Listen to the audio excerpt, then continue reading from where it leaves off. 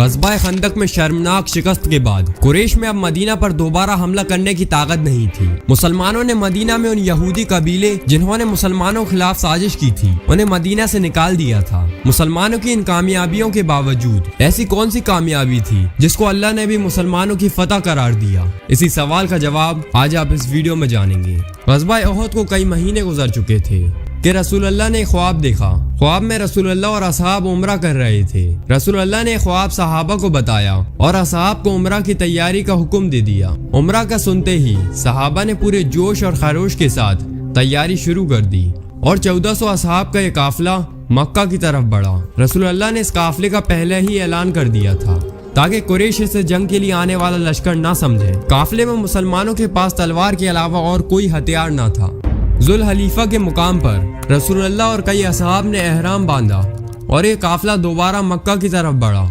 عرب میں رواج تھا کہ کوئی قافلہ چاہے وہ قریش کا دشمن ہو حج اور عمرہ کر سکتا تھا، مگر قریش کے سرداروں نے یہ قسم لی کہ وہ مسلمانوں کو مکہ میں داخل نہیں ہونے دیں گے۔ قریش نے کئی دوسرے عرب قبیلوں کو بھی اپنے ساتھ شامل کر لیا۔ قریش نے حضرت خالد کو 200 گھڑ سواروں کے ساتھ مسلمانوں کو روکنے کے لیے بھیج دیا۔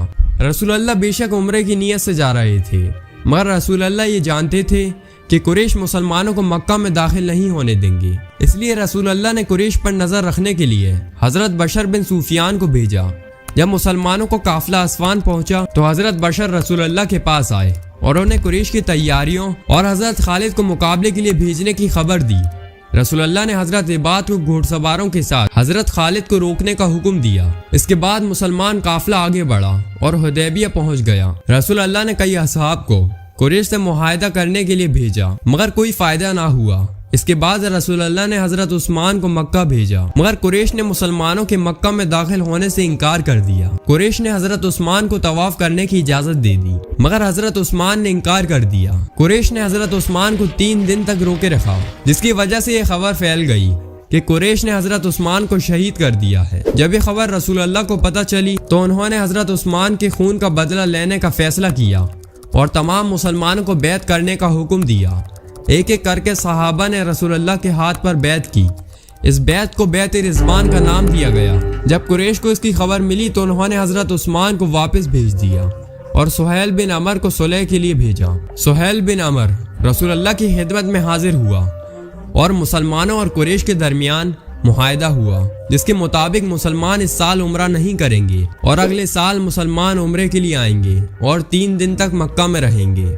اور اس معاہدے کی کچھ اور شرطیں بھی تھیں، جیسے اگر مسلمان کا کوئی شخص بھاگ کر مکہ آ گیا تو اسے واپس نہیں کیا جائے گا، لیکن اگر قریش کا کوئی شخص اپنے سرپرست کی اجازت کے بغیر مدینہ آ گیا تو اسے واپس کر دیا جائے گا۔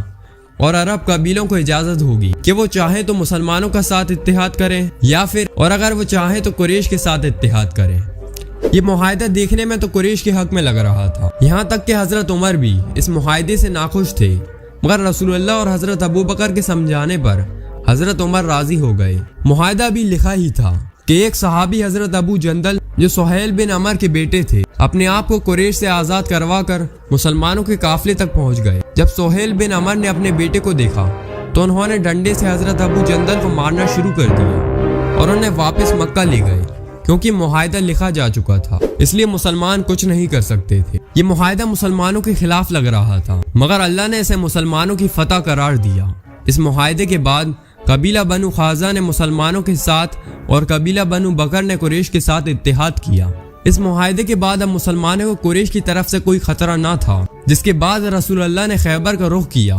خیبر مدینہ سے 150 کلومیٹر دور ایک علاقہ تھا جہاں بڑی تعداد میں یہودی قبیلے آباد تھے۔ ان یہودی قبیلوں نے مسلمانوں کے خلاف ہمیشہ سازش کی تھی، مگر قریش کے حملے کی وجہ سے مسلمان خیبر پر حملہ نہیں کر سکتے تھے۔ مگر صلح حدیبیہ کے بعد اب مسلمان بغیر کسی خطرے کے خیبر کی طرف بڑھ سکتے تھے۔ مدینہ پہنچنے کے 1 مہینے بعد رسول اللہ نے مسلمانوں کو خیبر پر حملے کا حکم دیا۔ رسول اللہ 1600 صحابہ کے ساتھ خیبر کی طرف بڑھے، لیکن مسلمانوں نے خیبر جیسے علاقے کو کس طرح فتح کیا اور حضرت علی کا سامنا کس جنگجو سے ہوا، جاننے کے لیے سبسکرائب